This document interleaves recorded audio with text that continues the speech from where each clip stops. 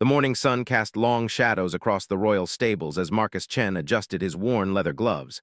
23 years of working with horses had taught him patience, but nothing could have prepared him for what waited in the furthest stall.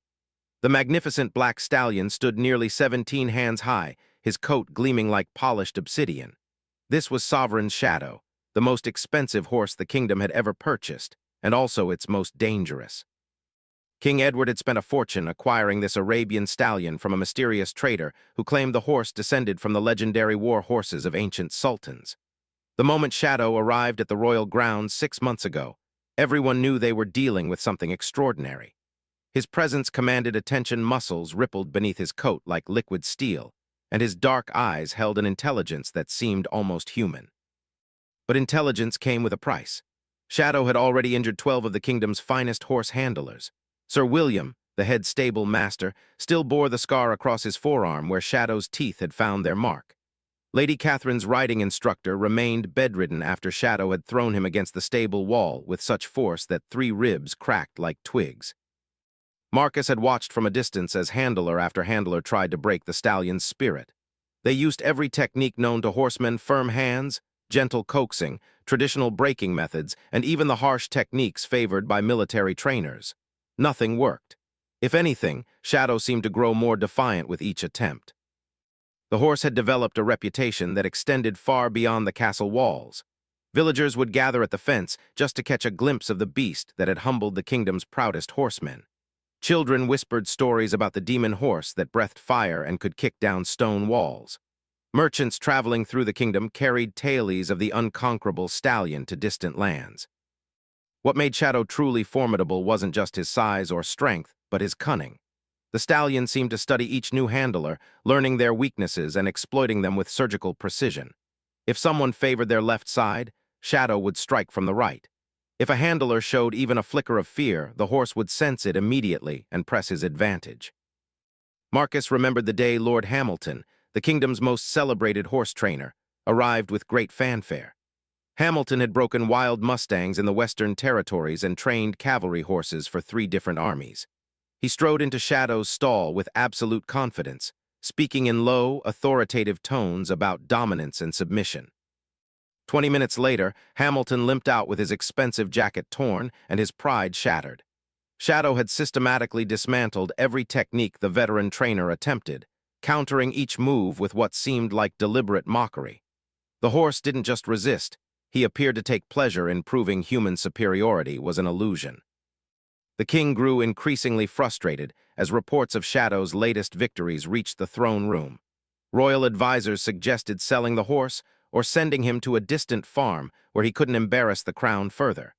But King Edward's pride wouldn't allow such defeat. The monarchy had invested too much gold and reputation in this stallion to simply surrender. That's when someone mentioned Marcus Chen. Marcus wasn't nobility or royalty. He was the son of a blacksmith who had discovered an unusual gift with horses during his teenage years. While other young men pursued careers in the royal guard or learned trades from their fathers, Marcus found himself drawn to the stables. He started as a stable boy, mucking stalls and hauling water, but horses seemed to respond to his presence differently than they did to others. The stable hands had noticed it first. Nervous horses would calm when Marcus approached. Injured animals would allow him to examine their wounds without struggle. Even the most stubborn mares would cooperate during difficult births when Marcus was present. It wasn't magic or special training. Marcus simply seemed to understand something about horses that others missed.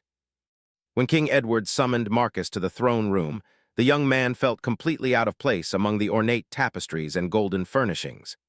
The king, wearing his ceremonial robes and crown, studied Marcus with sharp eyes that had seen countless petitioners and subjects. "I'm told you have a way with difficult horses," the king said, his voice echoing in the vast chamber. Marcus nodded respectfully. "Yes, your majesty, I try to understand what they need rather than force what I want." The king's advisors exchanged skeptical glances. They had heard similar claims from handlers who were now nursing broken bones and wounded pride. "This isn't just any difficult horse," the king continued. "This is an animal that has defeated our finest trainers. Men with decades of experience have failed where you claim you might succeed." Marcus felt the weight of expectation settling on his shoulders. He knew Shadow's reputation, had watched from afar as handler after handler emerged from the stallion's stall defeated and humiliated. But something deep in his instincts told him that everyone had been approaching the problem incorrectly. "Your Majesty," Marcus said carefully, "perhaps the issue isn't that Shadow needs to be broken. Perhaps he needs to be understood." The throne room fell silent. Several advisors looked scandalized that a mere stable hand would suggest the kingdom's experts had been wrong in their approach. But King Edward leaned forward, intrigued by this different perspective. "Explain," the king commanded. Marcus took a deep breath, knowing his next words would either earn him an opportunity or land him in the dungeon for presumption. "A horse like Shadow wasn't born to be broken, Your Majesty. He was born to be partnered with. Every handler who has tried to dominate him has failed because domination isn't what he responds to. He needs someone who respects his intelligence and strength rather than trying to crush it." The king studied Marcus for a long moment.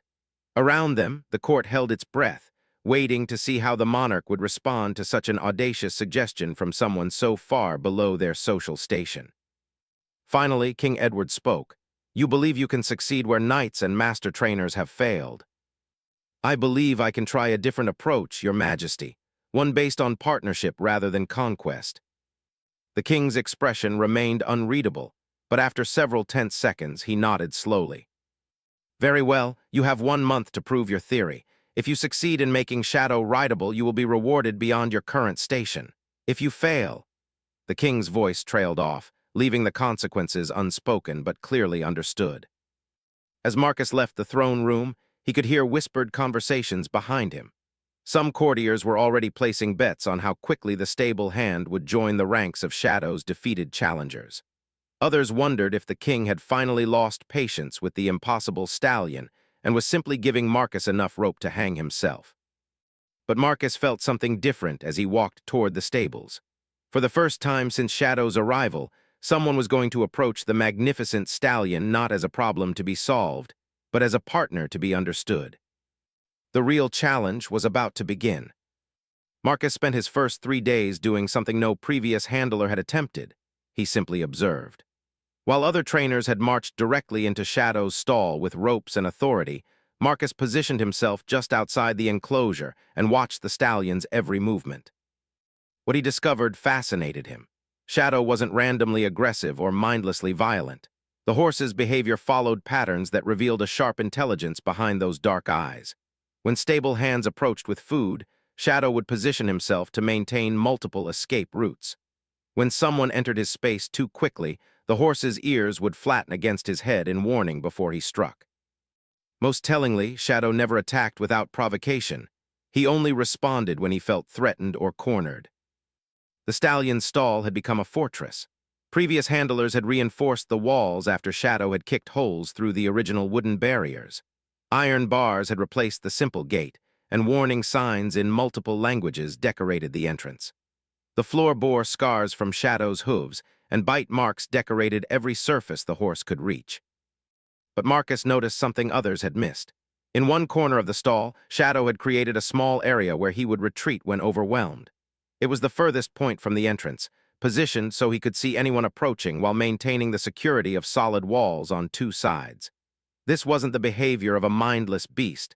This was strategic thinking from an animal who felt constantly under siege. On the 4th day, Marcus made his first direct contact. Instead of entering the stall with equipment and intentions, he simply sat outside the iron gate with a book. He ignored Shadow completely, reading quietly while the stallion studied this new human who wasn't trying to rope him or assert dominance. Shadow's curiosity gradually overcame his wariness. The horse approached the gate cautiously, nostrils flaring as he tested Marcus's scent.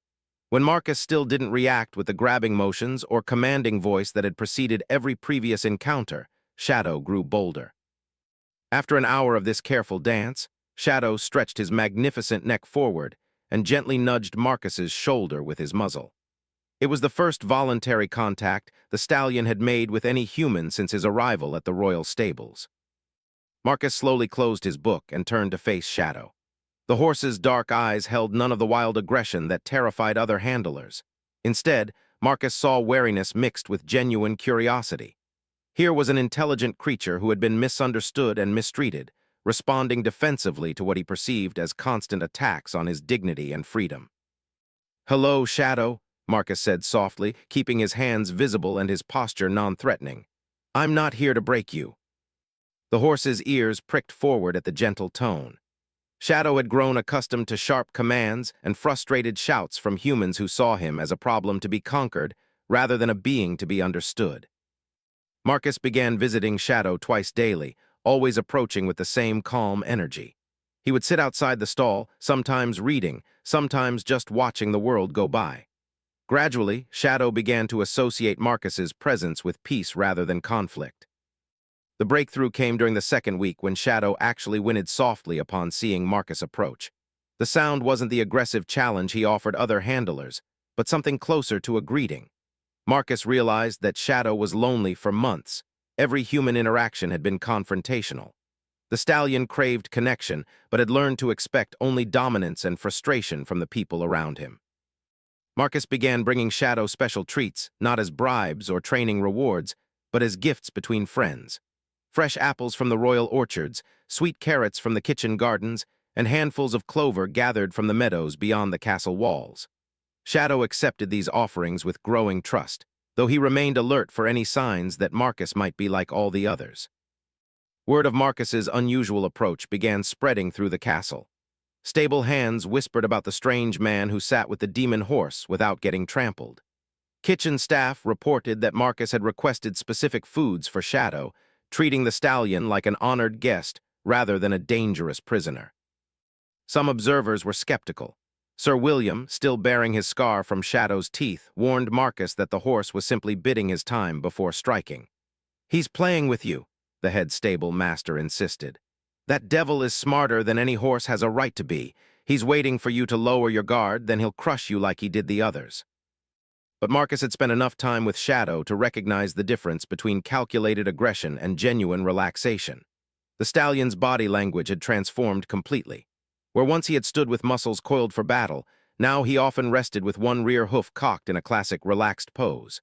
His ears, previously pinned back in constant threat, now swiveled curiously to catch every sound Marcus made. The real test came when Marcus finally entered the stall. He chose a morning when Shadow seemed particularly calm, when the stallion had greeted him with that soft whinny that had become their daily ritual. Marcus opened the gate slowly, speaking in the same gentle tones he had used for weeks. Shadow watched intently but didn't retreat to his corner fortress. As Marcus stepped inside, the horse remained alert but showed none of the aggressive posturing that had preceded attacks on other handlers. This was unprecedented. Shadow had never allowed anyone to enter his space without immediately establishing dominance through intimidation or violence. Marcus stood just inside the gate, making no sudden movements, offering no challenges to Shadow's authority within his own territory. He simply existed peacefully in the stallion's domain, proving that not all humans came with conquest in mind. After several minutes, Shadow took a tentative step forward, then another. Slowly, the magnificent stallion approached Marcus, closing the distance that had always been maintained through force with previous handlers. When Shadow was close enough that Marcus could feel the horse's warm breath, the stallion extended his neck and gently pressed his muzzle against Marcus's chest. It was a gesture of acceptance, perhaps even affection. Shadow had chosen to trust this human who had shown him patience instead of domination, understanding instead of force. Marcus raised his hand slowly, giving Shadow every opportunity to withdraw if the contact felt threatening. When the horse remained calm, Marcus gently stroked Shadow's neck. The stallion's skin trembled slightly under the touch, not from fear, but from the unfamiliar sensation of gentle human contact. "You're magnificent," Marcus whispered, and Shadow's ears swiveled forward to catch every word. "You don't need to be broken because you were never meant to be. You just needed someone to see who you really are." From outside the stall, stable hands watched in amazement as Marcus continued stroking Shadow's neck and shoulder. The horse that had terrorized a dozen experienced handlers stood quietly, actually leaning into the gentle touch like a giant cat seeking affection. But Marcus knew this was only the beginning. Earning Shadow's trust while standing in his stall was one achievement. The ultimate test would be whether that trust could extend to actually riding the stallion who had never accepted a rider on his back. The whispers were already starting among the castle staff.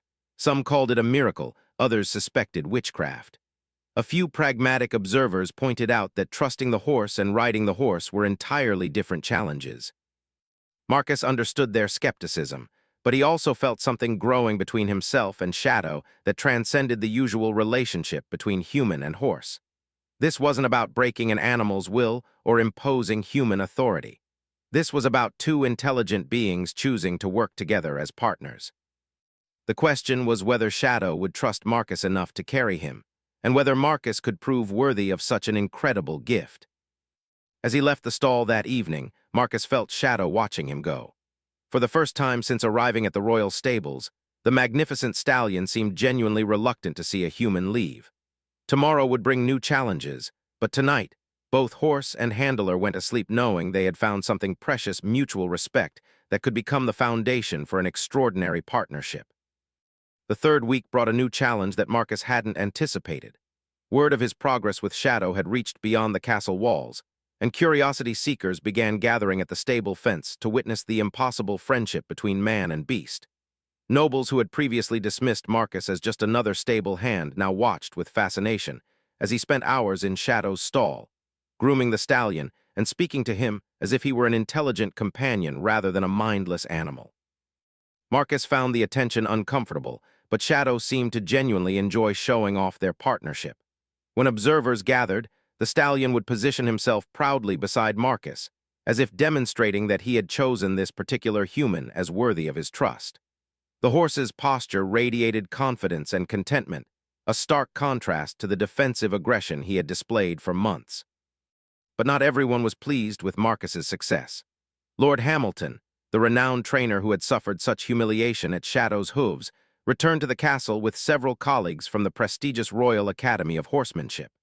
Hamilton's pride had been wounded by his failure with Shadow, and seeing a mere stable hand succeed where he had failed was salt in an already painful wound. "It's impossible," Hamilton declared to anyone who would listen. "No horse changes that dramatically without trickery involved. The boy must be using drugs or magical enchantments. Real horsemanship is about discipline and dominance, not this ridiculous friendship nonsense." Hamilton's accusations created tension throughout the castle. Some nobles began questioning whether Marcus's methods were legitimate or if he was somehow cheating through supernatural means. Whispered conversations followed Marcus through the corridors, and he could feel suspicious eyes watching his every interaction with Shadow. The pressure intensified when King Edward announced that he would personally observe Marcus's next training session. If the stable hand had truly achieved what seemed impossible, the king wanted to witness it firsthand before making any decisions about Shadow's future. Marcus felt the weight of expectation settling heavily on his shoulders. Everything he had worked toward with Shadow would be tested before the most critical audience imaginable. If he failed to demonstrate real progress, both he and Shadow would face consequences he preferred not to imagine. The appointed day arrived with unseasonable storm clouds gathering overhead, as if nature itself was building dramatic tension for the confrontation. Marcus arrived at the stables before dawn to spend quiet time with Shadow, preparing both himself and the stallion for what lay ahead. Shadow seemed to sense the importance of the day. The horse was more alert than usual, his dark eyes studying Marcus's face as if reading the human's emotions. When Marcus entered the stall, Shadow immediately pressed close, offering comfort to his clearly nervous partner. "Today's the big day," Marcus whispered, stroking Shadow's powerful neck. "They're all going to be watching us. Some want us to succeed, but others are hoping we'll fail. Can I count on you to show them what we've built together?"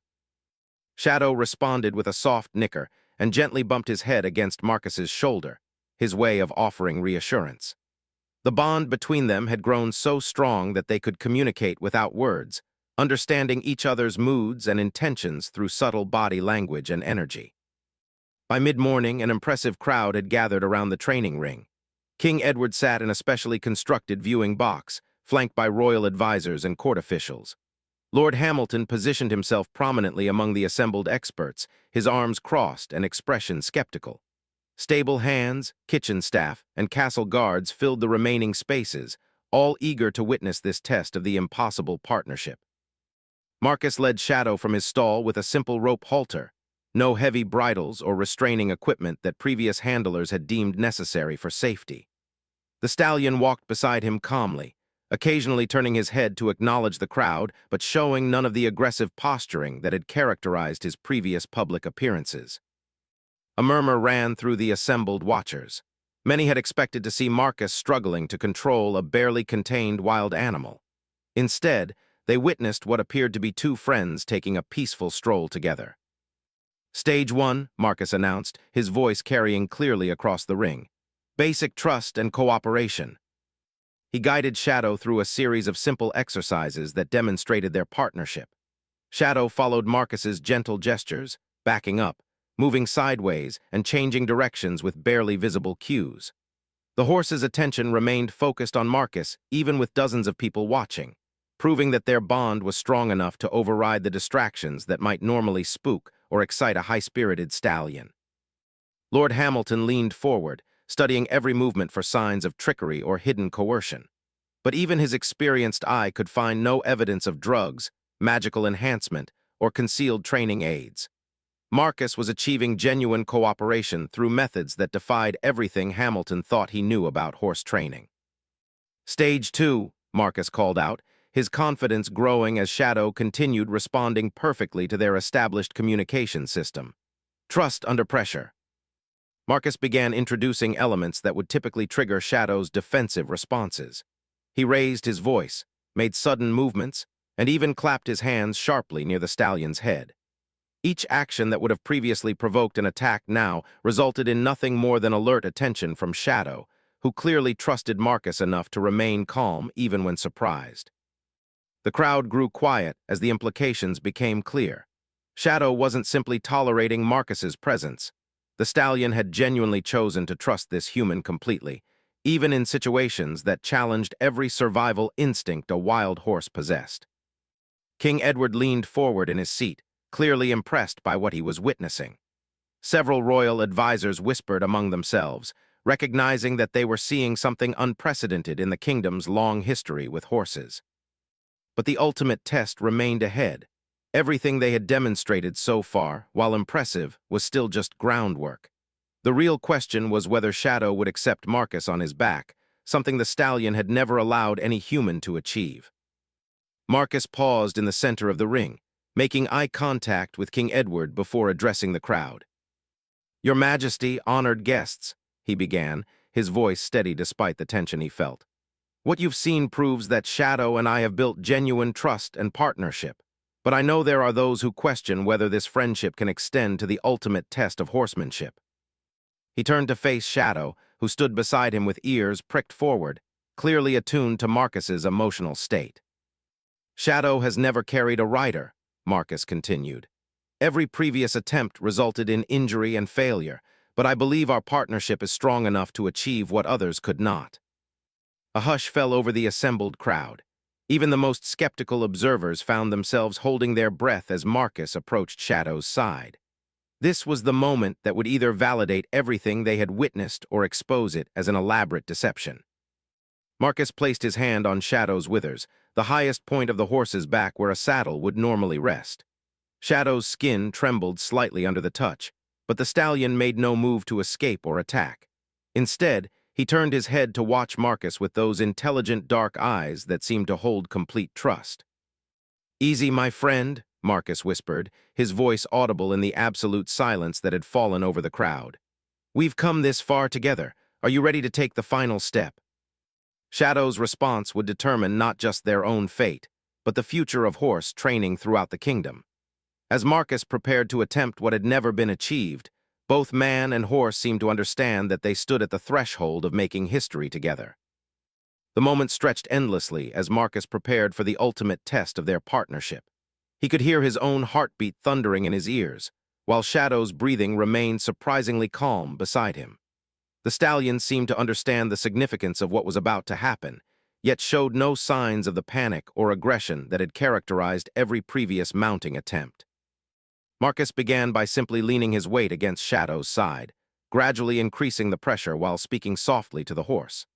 Shadow's ears remained forward, listening to every word, and his body stayed relaxed under the increasing contact. This was already further than any handler had progressed. Previous attempts had resulted in immediate violent reactions at the first touch of human weight.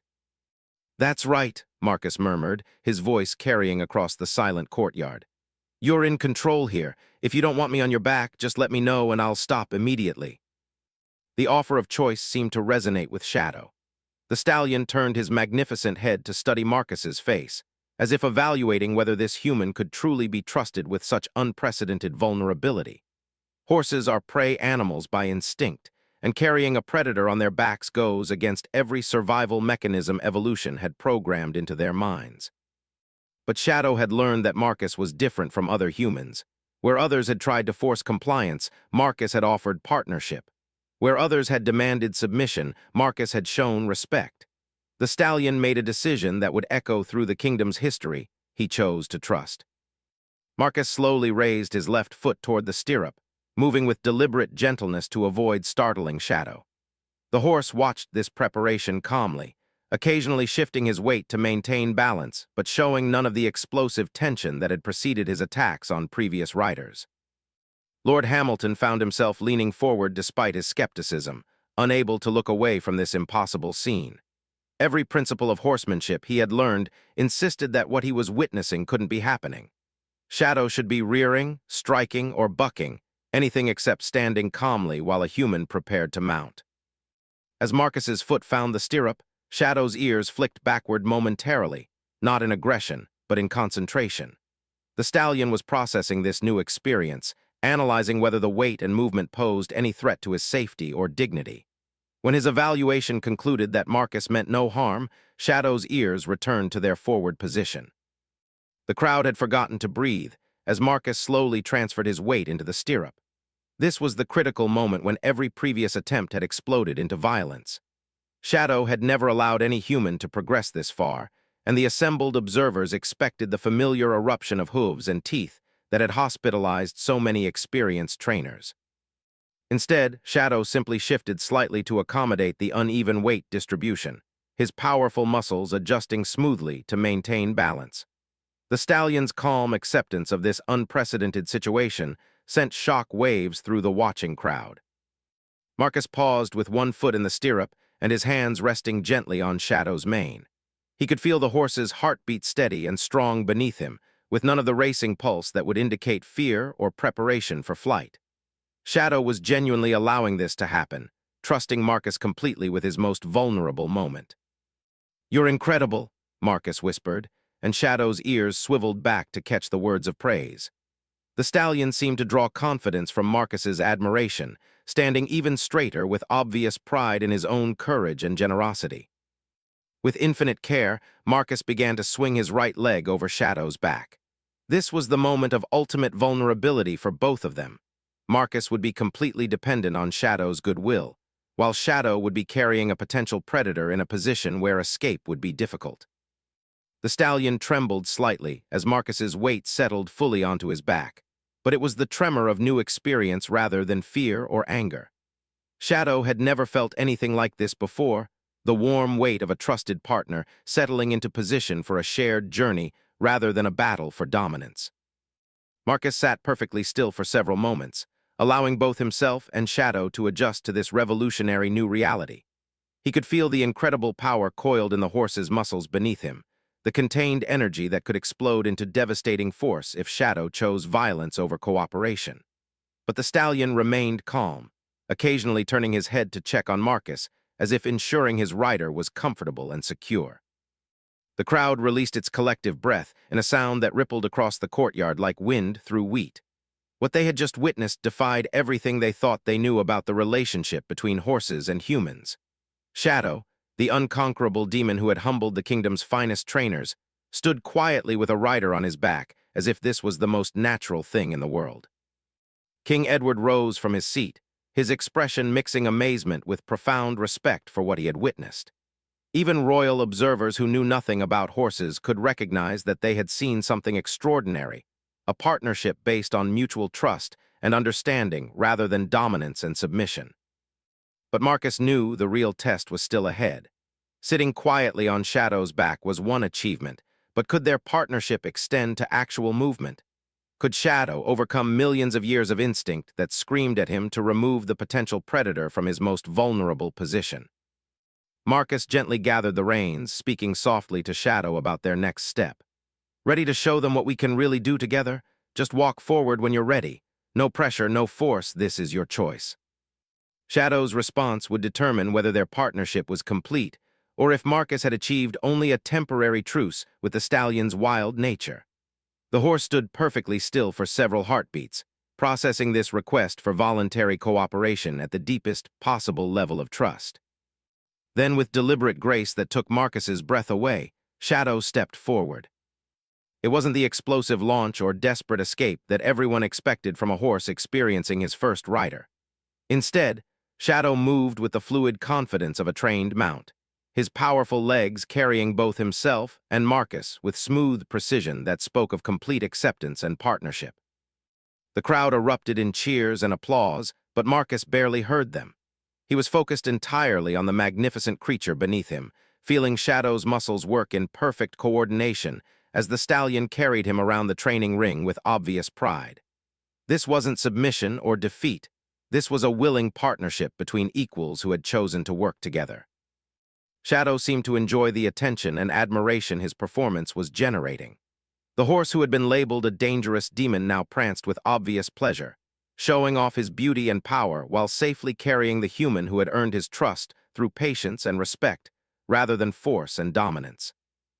As they completed their first lap around the ring, Marcus realized that something fundamental had changed forever. Shadow would never again be the broken, angry creature who lashed out at everyone who approached him. The stallion had remembered what it felt like to be a partner rather than a prisoner, and that knowledge would transform every aspect of his relationship with humans. But more importantly, Marcus had discovered something profound about the nature of true partnership. Real strength didn't come from forcing another being into submission. It came from earning their willing cooperation through understanding and respect. The impossible had become reality, and both man and horse had been transformed by the experience. 3 months later, Shadow and Marcus had become legends throughout the kingdom and beyond.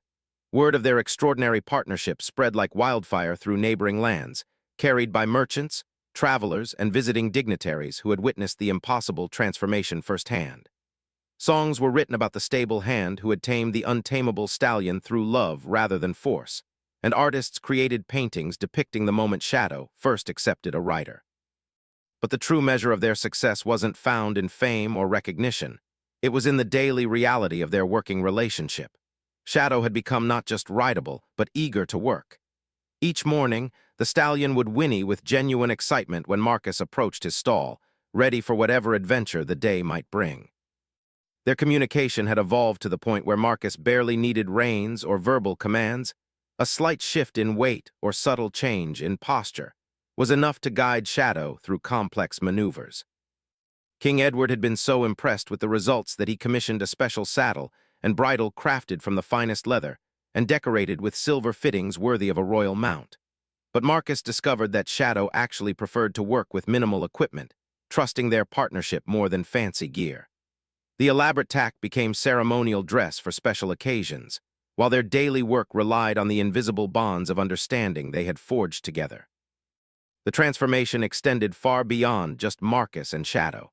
Their success had revolutionized horsemanship throughout the kingdom.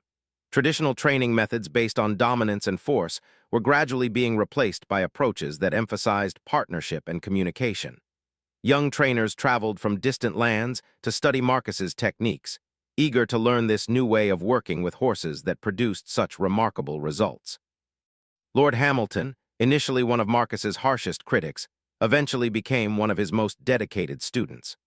The proud nobleman's humility in acknowledging his previous mistakes and requesting instruction from a former stable hand created quite a stir among the nobility, but also demonstrated that true wisdom recognizes excellence regardless of social status. "I spent 30 years trying to break horses into submission," Hamilton admitted during one of his lessons with Marcus. "I thought strength meant forcing my will upon theirs. You've shown me that real strength lies in earning their willing cooperation." Marcus had been elevated to the position of Royal Master of Horse, with a comfortable house near the stables and a generous salary that reflected his unique skills. but he still spent most of his time in Shadow's company, finding that their partnership continued to deepen with each passing day. The stallion had revealed layers of intelligence and personality that no one had suspected during his months as the angry, defensive creature who attacked anyone who approached. Shadow had developed a mischievous sense of humor, often playfully nudging Marcus with his nose when the human became too focused on serious training exercises. The horse seemed to understand that work should be balanced with play, and he had appointed himself as Marcus's reminder to maintain perspective and enjoy their time together. The stallion had also become protective of Marcus, positioning himself between his partner and potential threats with the same fierce dedication he had once directed toward driving away unwanted handlers. When visiting dignitaries tried to approach Marcus too aggressively or demanded demonstrations that Shadow sensed might be harmful, the horse would subtly intercede, using his impressive size and presence to discourage overly enthusiastic admirers. Perhaps the most remarkable development was Shadow's relationship with children. The horse who had once been considered too dangerous for experienced adults to handle now allowed young visitors to pet his nose and feed him treats, carefully moderating his strength and enthusiasm to avoid accidentally frightening his small admirers. Marcus often found himself moved to tears watching Shadow gentle lower his great head so a child could stroke his face, the stallion's eyes soft with patience and kindness. One particular incident crystallized the depth of Shadow's transformation.